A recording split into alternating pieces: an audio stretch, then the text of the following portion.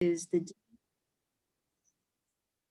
Dean of the Canyon Country Campus. And we have Dr. Ryan Thule, who is the Vice President of the Canyon Country Campus. And we also have Maria Sanchez, who is the Administrative Assistant to Anthony Michaelides.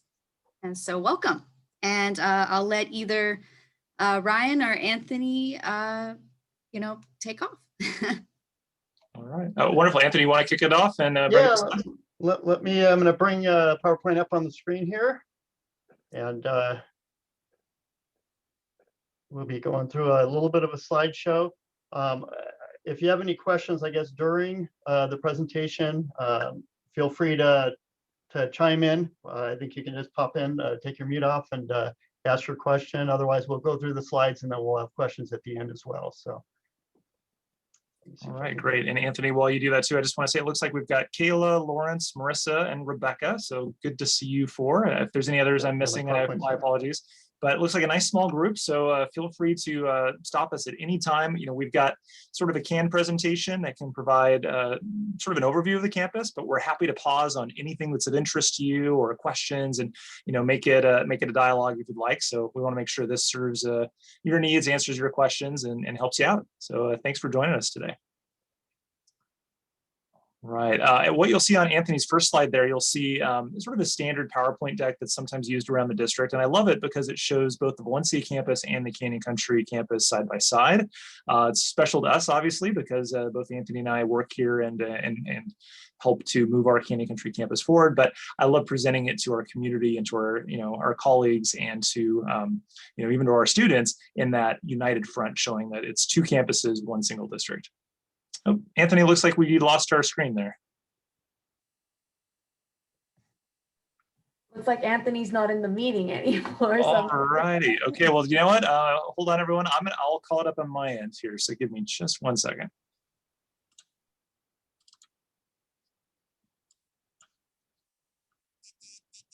All right.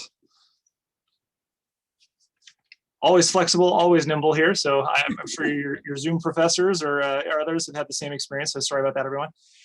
Anyway, just again, loving our campus. You can obviously see with the cars in the parking lot, this was from prior fall before COVID. So with just outside of actually where Maria and Anthony and our offices are down in Quad 1, and you can see the Science Center off in the distance, along with some of our other features on campus.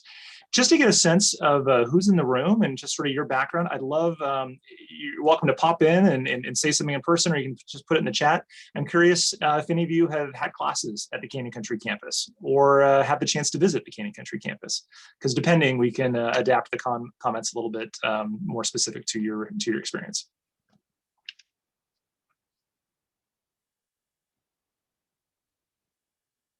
All right, Kayla's been here, wonderful, awesome. And I know, obviously, especially if you were a newer student in the last year with COVID, obviously you wouldn't have had a class here unless you took one of our essential infrastructure classes. Let's see, Lawrence, same thing, has been on campus picking up papers, great. Well, I'll give a little more detail then, because some of you might want to hear what the campus is really like during the year, when there's actual, live instruction and live folks going on.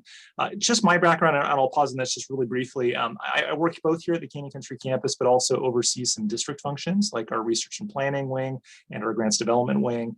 Anthony works really closely with student services. Only reason I show that slide is because I do think it takes really the two of us to make a whole and comprehensive administrative team for our campus. In a typical semester, I'm back and forth between both Valencia and Canyon Country. Right now with COVID, a lot of us are working either remotely, or today I am out of my office at Canyon Country, but letting you know that there's the team of the two of us to handle a number of different district and community issues related to Canyon Country. So Canyon Country, what's going on in spring? Well, unfortunately, this would be a slide where I'd normally show students in action or campus life and lots of things going on. But today we have a photo of the temperature screening station. So the only two disciplines that we have currently on ground for spring 2021 at Canyon Country are automotive technology and construction technology. So both of those are up in our Applied Technology Center. So when you enter the campus, you probably, you enter that one-way entrance road from Sierra Highway. If as you're going up the hill, you hang a left, you keep going, and you end up in that quad one area is probably where you either picked up your materials or might have parked. But if as you were entering in, you had hung a right, you would have ended up in lot 2, which is below our Applied Technology Center. It's a great building. It's technically the first permanent building on campus up the hill, but you wouldn't necessarily know it or see it unless you were taking classes there or made a point of visiting it. But we've got a nice, robust offering of automotive classes using engines that are in the lab there, our construction technology that has sort of a mini demonstration for how they can build houses and tear things apart and set them up. So it's a pretty neat applied lab, and it is one of the few that is operating for the district. There's 8 disciplines between the 2 campuses, so 2 of them are here at Canyon Country. And according to the COVID-19 protocols, students come in with a QR code on their phone showing that they've done the student health log to visit the campus, and then there's actually a temperature screening station, which is what you're seeing there on the screen. Other stats on the screen there, just showing this would be it actually is our 14th spring semester for the campus, obviously much more muted in terms of student activity, but we've had more than 65,000 students who have earned at least 1 or more course credit on campus since it opened in 2007. So really important number, we love that. And in any given year, we typically have upwards of 70 to sometimes 80% of COC graduates who took at least 1 class or more on their way to graduating. So we always love that. And during commencement days, when we're looking at folks in their regalia, we have, from Maria's office and others, CCC campus pins that we hand out to those students. And it's always fun to spot them and look at them as they're celebrating their big day. Looks like Anthony's not back on the call yet, but a point that he would make here is this sort of a bottom right point, which is that there's a lot of really creative, adaptive work going on right now, not just in student services at Canyon Country, but district-wide, to make sure that our students are receiving the support that they need. And that's going to be through a variety of different techniques, including, phone, email, Zoom, breakout chat, other appointment support, even things like today you're seeing with Joanna and with Lynn, where a welcome week, which is normally a really robust and lively and food-laden activity on campus, is now virtually done here today. But appreciate you guys being here, and I appreciate our student services colleagues and folks like Anthony for doing things adaptively to really make sure that as much as totally possible, we can still extend the supports, the outreach, the human connection that you all need and benefit from as we all kind of march forward towards student success. I'm going to pause here for 1 second just because I have a text from Anthony on my phone. It looks like he is frozen and rebooting, so hopefully he'll be back on soon, but I'll keep it up here. Campus data highlights. I'll put them all up on the screen. Sometimes I do these one by one, but I'll just get them all up here so you can kind of sit, and if you have any questions, you can put them in the chat or pop online. But these are frequently asked questions that either the community or students tend to ask us. So what are the most offered classes on campus? Not too surprisingly, it's going to be things like English and math as our most frequently offered disciplines, and these are in rank order. And then you start getting some of your social science programs, your general ed classes, history, psychology. Surprisingly, though, they're number 5 down the list, biological sciences. And that's actually before our new science center, which we'll be talking about in a little bit. We currently don't have much in the way of wet lab or fume hood laboratory instruction on campus. We have just a few science classrooms that are in our current instructional inventory, but that's going to change tremendously next fall with the opening of the long-awaited Science Center. But what I really like about that first data point there is that even prior to the Science Center, we've had a pretty robust number of biology classes using the labs that we currently have, and we know that that number there is really going to expand out. Campus services, depending upon the semester, we essentially have a footprint for all student services supports on campus. Some of them may be appointment-based, depending upon the semester, depending upon the particular availability of that office. But we really do make a point to make sure that if you are a student, especially a student who's maybe only at the Canyon Country campus for the semester, that you still have access to the whole rich tapestry of student support resources available to all COC students. And student services staff like Anthony and others work really closely to make sure that services are as seamlessly connected between the 2 campuses as possible, because honestly, the majority of our students take classes at both campuses simultaneously. So we want it to be able to, you can pick up, or where you left off at either campus from either service. Graduation impact, I mentioned that before. Campus instructors, we typically have more than 100 on-ground instructors who are only at the Canyon Country campus for the semester. And I like that point because we typically say that in a regular semester, we'll have upwards of 1,400 or so students who are only at Canyon Country campus for the semester, plus staff like Anthony and I who are primarily at Canyon Country, and then 100 plus instructors who are also only at Canyon Country. And the reason I mention that is because, again, it's one district, it's one college, but we do have multiple sites, and we operate our instructional practices, our student support resources, and everything that we do with that perspective and lens that we want to make sure that the COC quality and the COC support that you would expect is offered no matter which campus you're at and no matter where you might be. Disciplines top below, you'll see that, and again, in a regular term, about 15% of all on-ground classes are offered here at Canyon Country, and then you see that 65,000 plus staff that we mentioned earlier too. All right, it looks like Anthony's back online, so hooray, love it. I'll do, I think, just a couple more slides, Anthony, and then it's back to you on events. Something that we're proud about with instruction is we've done a lot of work with department chairs and programs over the years, not only to offer the classes and instruction that we mentioned in the prior slides, but also to start cultivating some new methodologies. One of the initial thoughts for the Canyon Country campus back when it was designed and opened in 2007 was that it would be a place that would offer a slightly higher percentage of accelerated and alternate format classes. So we've traditionally had a higher percentage of classes that are either evening classes or short-term classes, less than 16 weeks, or hybrid classes, and that's been by design. A lot of our students in the early years of the campus were actually slightly older. That's now normed up, and we're pretty much on par with the Valencia campus enrollment, but we've recognized there's been a long-term interest in providing new ways of taking instruction, especially in a hybrid or a short-term capacity, and that predated COVID. This was before the current COVID impact. So I certainly think that you will see this continue on. I know there's some really good discussions in instruction with both the instructional deans and with department chairs about what that footprint looks like for our campus moving forward. So expect to see that, and expect to see some new pathways. With the opening of the Science Center, that will enable some new STEM specific pathways in science, technology, engineering, math type disciplines, facilitated by those wet labs and fume hoods that are enabled in that building. So I've talked a lot. I'm going to pause for just a minute because I know we've got just a small group here, and make sure that if there's any questions or any comments along the way, let's dive in right now. And if not, we'll turn it over to Anthony and we'll check in again later. But I want to pause for at least 10 seconds here and see if there's any questions or comments right now.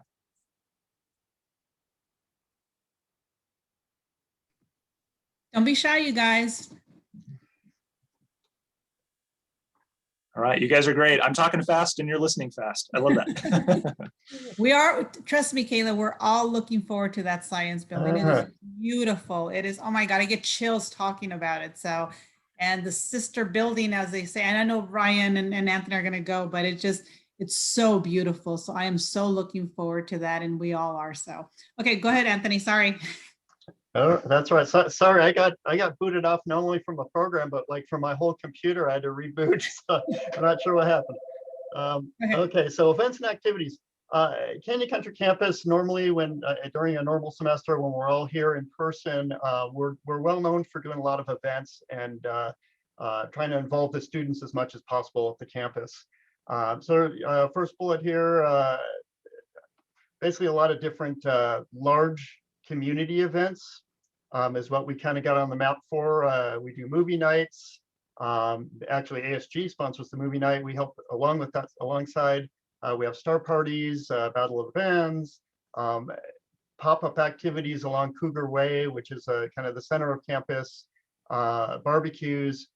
So the more the better. We try to involve the students so that they have something to kind of stick around at the campus between classes and things.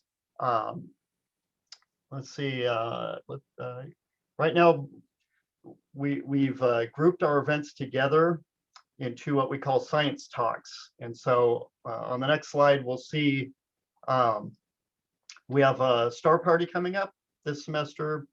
Next month, we have a group of chemistry faculty who are going to be talking about chemistry cures for the body and for the world, for that matter. And then we're going to finish with a garden walk around the campus, a virtual one, of course.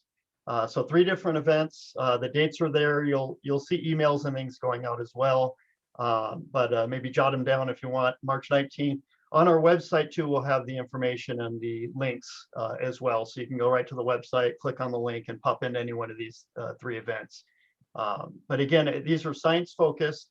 Our theme this year is kind of in line with the Science Center opening, the new building. So we're kind of looking forward to that. And so we put these events together as kind of a package to kind of go around that science, a little bit of chemistry, in this case, a little bit of astronomy and science, and then the botany and environmental science for our last event. Anthony, if I could add to, I want to thank Lynn and Joanna, and also any students on the call who might have either are in ASG or otherwise engaged. But we usually use events like these as a jumping off point to maintain some really good connections with our student leaders and with our students at large. And would typically have these events out and about on some of those pathway and amphitheater spaces with student booths and food and engagement activities, sometimes passing the microphone to student leaders to talk about their work and their efforts. So it's usually a really lively and pretty interesting series of activities we've done on campus. So to pivot to a virtual format is interesting for us. We're going through that adaptation right now. But I want to thank Anthony and Maria too. They did a really good job planning and transitioning to webinar-based science talks in the fall, and they did that very successfully with, as Anthony mentioned, a star party and with a COVID-19 talk. We had a great attendance. We typically get anywhere between 250 to 500 people, depending upon the year, depending upon the topic. We've had NASA astronauts before, and we've had some really intriguing and interesting events. And I think we had upwards of several hundred people plus just on Zoom, and that was actual Zoom users that might also, and certainly did, have more than one person in their room, families that would otherwise be here with their, knapsacks and their lawn chairs and enjoying the festivities on campus. So I just, again, wanted to thank both ASG and Campus Live Student Engagement and Anthony Maria, because it's taken a village to do this in an online capacity, but we hope that it's the kind of thing that builds, to Maria's comment about the Science Center, build some momentum, build some engagement, build some interest with that forthcoming facility, but also sustain some of those student connections that we really valued on campus, and lets the community, I should rather, remember that we are here and understand what we're up to. And in particular, the one on the screen right now, April 23rd, I don't know if there's any science geeks on the call here, but we're really excited to have that NASA speaker. Anthony was able to reach out and get Jennifer Trosper, who's a mission specialist from the NASA JPL team that's working on the Perseverance rover. So that rover that just landed on Mars, has a helicopter and it's doing all sorts of crazy things. So you'll have a real live NASA JPL scientist talking about her work on that very timely mission, and it should be a great event. So definitely mark your calendar. Don't miss these, and we'd love to have you there. Yeah. And I might add, all 3 of these events are open to the public as well. So if you want to help us spread the word as well, we're trying to get the word spread. Just drive them to our website, again, where the link is. So, okay, next slide. Gosh, so probably Lynn and Joanna could speak better to this one, but we're going to brag a little bit about our Associate Student Government, our campus life. Again, on campus, normally on a normal day, students, you can see the middle there, the Student Success Day. That's our Cougar Way, our main kind of drag through the middle of campus. And normally we'll have students popping up table up on the upper right of the slide there. You'll see no texting and driving, different awareness events, bringing your attention to different things. We've had blood drives on campus. A lot of this has gone virtual thanks to the ASG, Joanna and Lynn. This week, of course, Welcome Week.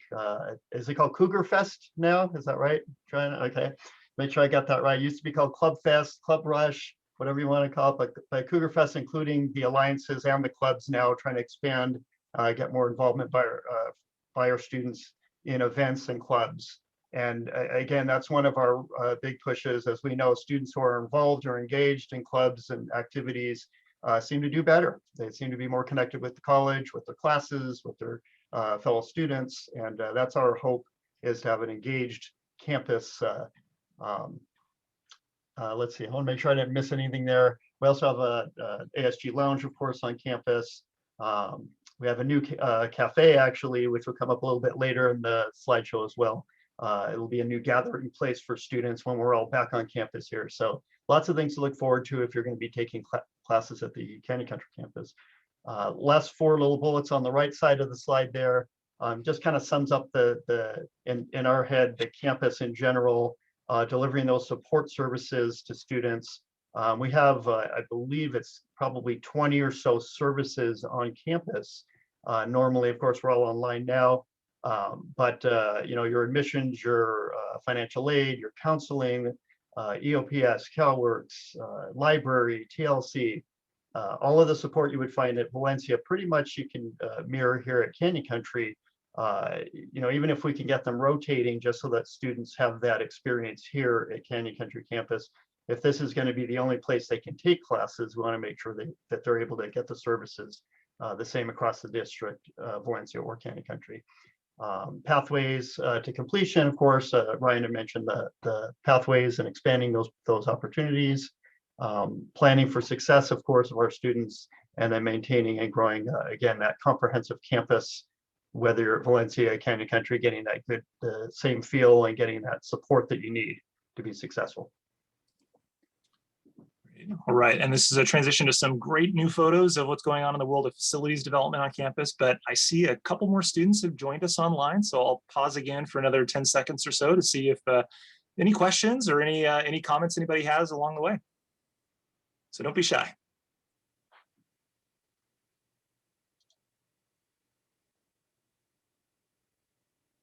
All right, and for some of the new folks too, if you want to chat in the chat bar there, I'd be curious if you have had classes on the campus or if you've had the opportunity to visit the campus, just because we'll adapt some of our comments about the layout of the facilities based on that. And I'd just love to know. So with that, while you're gathering your thoughts, we'll transition to facilities. So a lot of work's done. This actually goes back a number of months now. This is before the Student Services Learning Resources Center, our second building on campus beyond the Science Center, was framed. So we'll talk about that in just a minute, but we'll pause on this screen because what you're seeing in the background there is the Science Center under construction.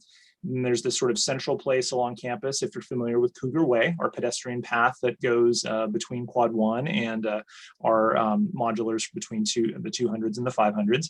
And then this spot here is just to the west of our small amphitheater. So if you've been on campus for a science talks or a Star Party event, that's really just to the west of that, and it's expanding the footprint for that Student Services and Learning Resources Center.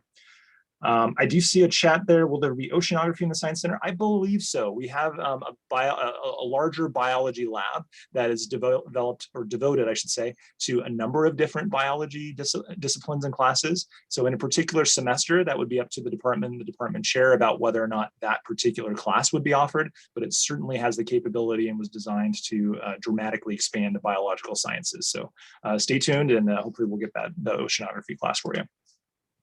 So aerial photo of the campus, again, just to orient for folks who haven't been. So this teeny tiny corner down there in the bottom, that's actually Sierra Highway. So you would enter the campus kind of following my mouse here, come up along the hill. If you had turned right, you will end up in that lot 2, and that's where our Applied Technology Center and Automotive and Construction is. But if you continued heading left, you'll end up to the main Student Services and Administrative Quad currently, which is Quad 1, next to our large Lot 3 student parking lot.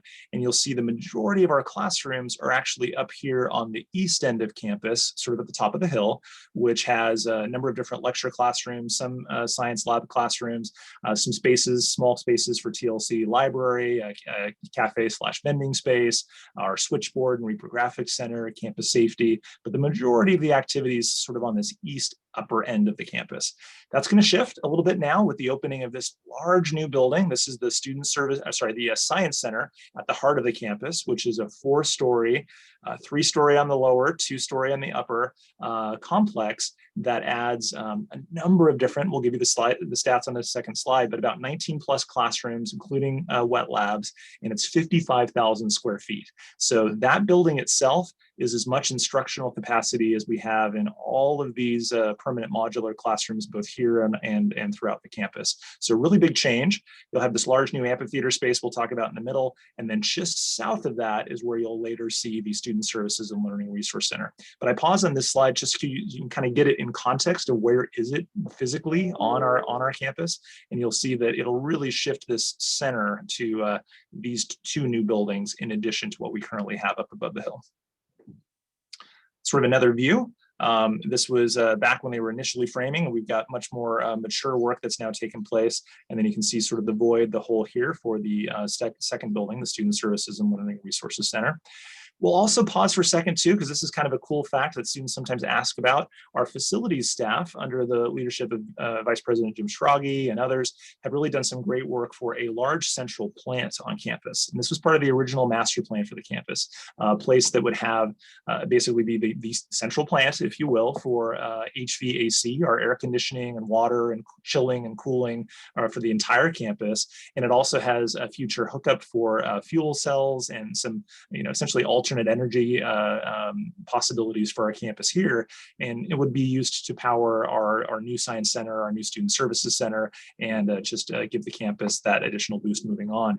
Adjacent to it, you can kind of see a little corner there. There's also an outdoor greenhouse that I think Anthony talks about later on some of the garden slides, but that's another thing that we're pretty proud of, is some of our work with our biology staff and with others to use the campus as a demonstration laboratory, both physically in terms of the built environment, and also even some of the geography and botany and plant life outside. Anthony, I don't know if you want to talk about this, Bill? Oh yeah, Student Services Learning Resources. This is we're very excited about this. This is where all these student support offices will relocate. You can see down on the right side there, the down in Quad 1 right now are 3 portable modular buildings, are where all the student services are hosted, or most of them right now.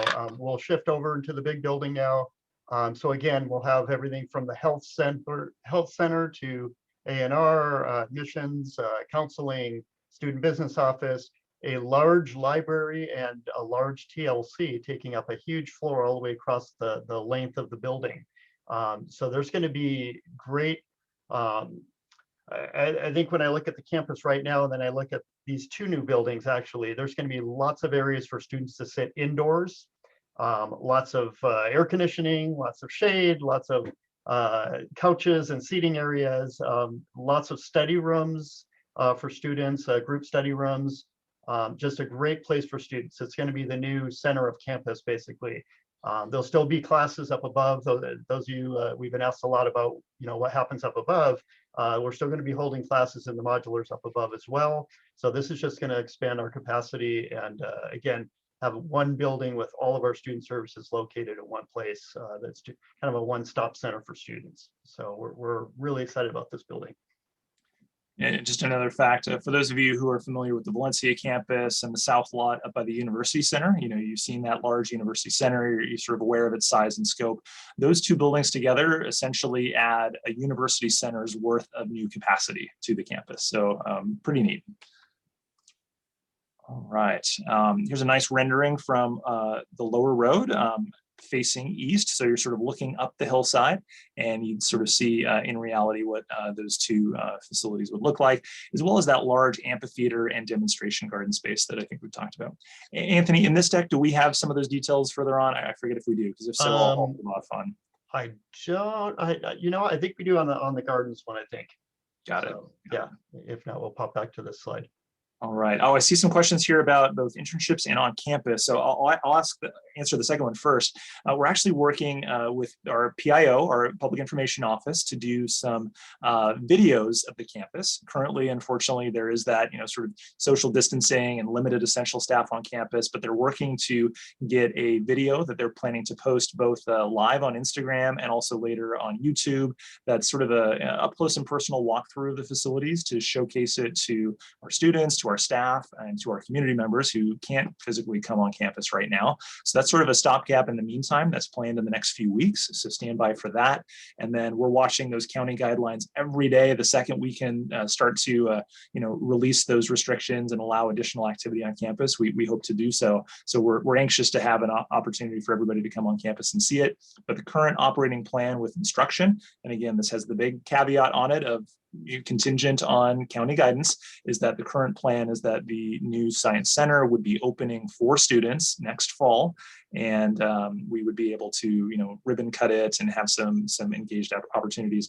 The question of internships is a good one. And I don't know if Anthony has a direct answer, but we do work with folks like Patty Robinson, and I know Campus Life and Student Engagement does this as well, who oversee our project-based learning and civic engagement efforts for the district. There's some really, really good activities underway, most notably and most recently with things like election activities and preparation for civic engagement, related to, political activism and being civically engaged, members of society. So she's really been sort of the expert on that, but she's also worked with a lot of our departments and faculty on project-based learning as sort of the new service learning opportunity, including some internship connections.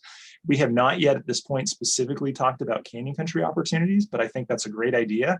And Anthony and I would be happy to, make that conversation or get that conversation started and circle back to ASG or to the students if there's particular interest there. But stand by, our website is a really good source of information and will be especially for both of those questions moving forward. So canyons.edu/Canyon Country or /CCC, both of them will take you there, and we'll be sure to post any information on that site. Yeah, and Ryan, I might add too, regarding the more formal side of it, for volunteering, there is a volunteer bureau, which is a department on campus that sets up all the volunteering opportunities, because there's paperwork and credit and things like that involved sometimes.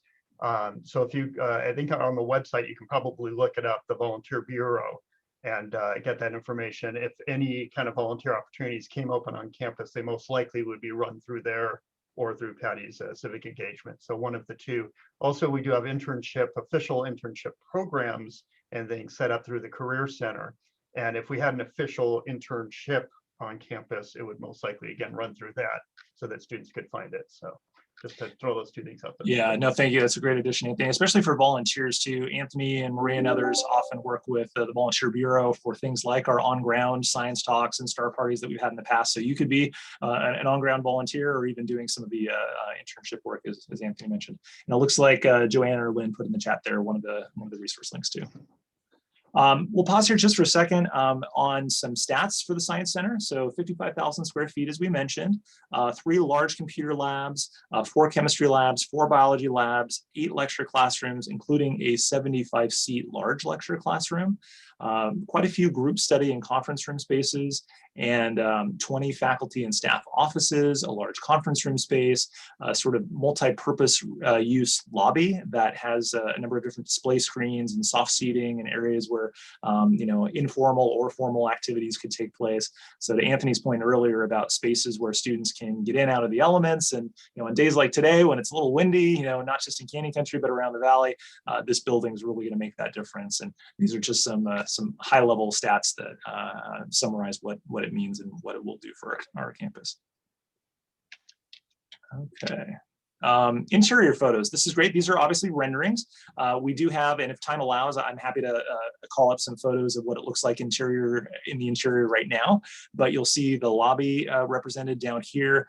There's a number of different sort of computer/charging stations on these central pillars, a recessed soft seating and meeting space, built-in display screens and infographics, things that you might expect, like vending machines and some areas to meet and gather.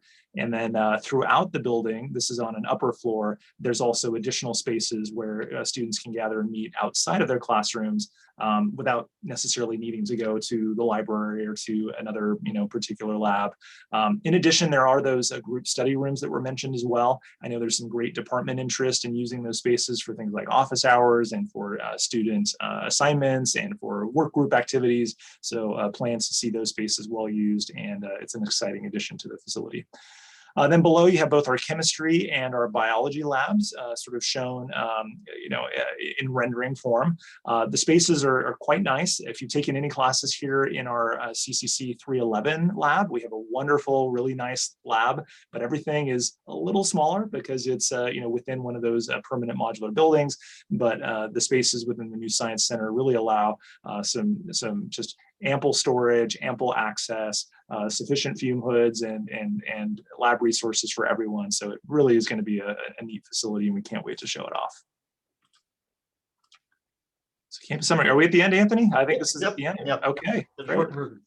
I'll pause here. I'll just make a couple of sort of closing comments here, and then we'll pause for either anything Anthony or others want to say, and then hopefully turn it over to you all for questions and discussion.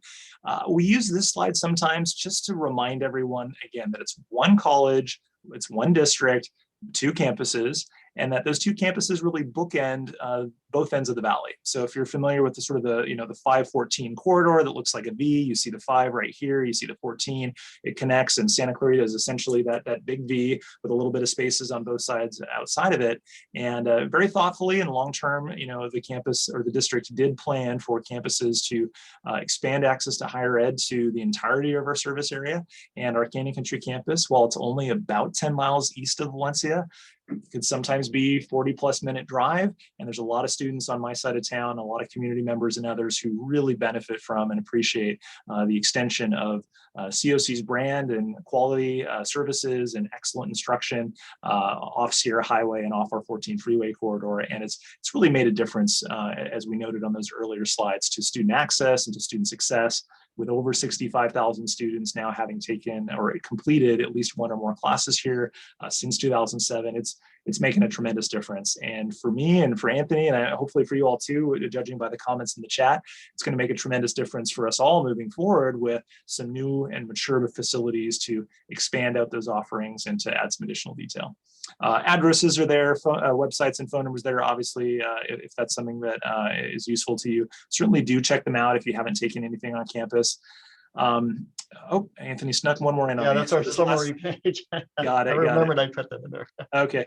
Well, I'll hit the highlights here with Anthony too. We share this from time to time, that it develops from time to time over the years, but really what are some of the things that we're working on or planning on for the campus? Instructional pathways, that's sort of mission 1. That's making sure that students have the opportunity to take classes that are in demand, that add up to degrees and certificates, and that are available either exclusively at Canyon Country, able to be completed at Canyon Country or completed at Canyon Country in tandem with Valencia and online classes. Really growing those campus facilities, as we mentioned on bullet 2, and some great work with beautification efforts and some of the garden work and the biodiversity initiative. A lot of partnerships, things like those science talks and community engagement pieces to make sure folks are aware of the campus. If you haven't had a chance to be on campus or take those classes here, or if you're a community member who just drives by Sierra Highway, sometimes it's a little mysterious what's going on up in those hills there. So we really do a lot of work to try to make sure that our community and our students are informed and given opportunity to engage with what we're up to. Those schedule offerings, as we mentioned, student engagement, that's really the name of the game.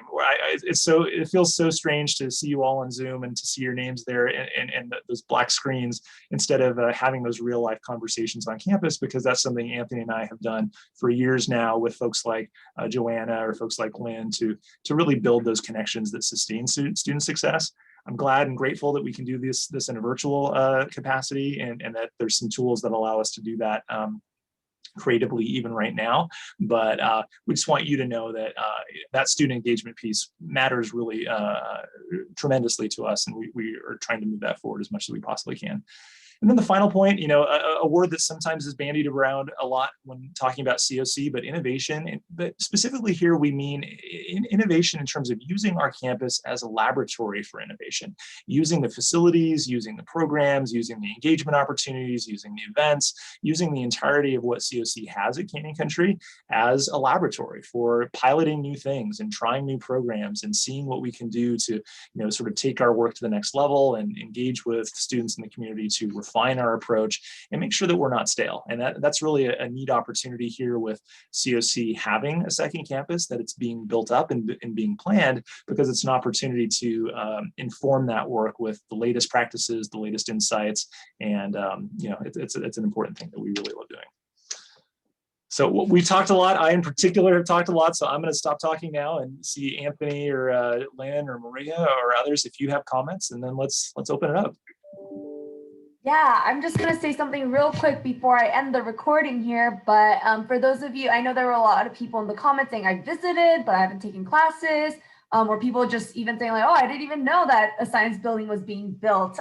So just want to remind all the students here that if you ever see something, at the Valencia campus that you're like, hey, the Canyon Country campus doesn't have this, the work that Dr. Thole and Anthony do is to make sure that the resources are equitable on both campuses. So make sure you reach out to the ASG to ask them like, hey, we need more of this on the Canyon Country campus to really match the Valencia campus. Because we can't say, you know, that we're like one district if, you know, one campus isn't getting as much resources as the other, right? So you are the voice and you have a voice, so use it. So just want to say that. I'm going to end the recording right here. Thank you.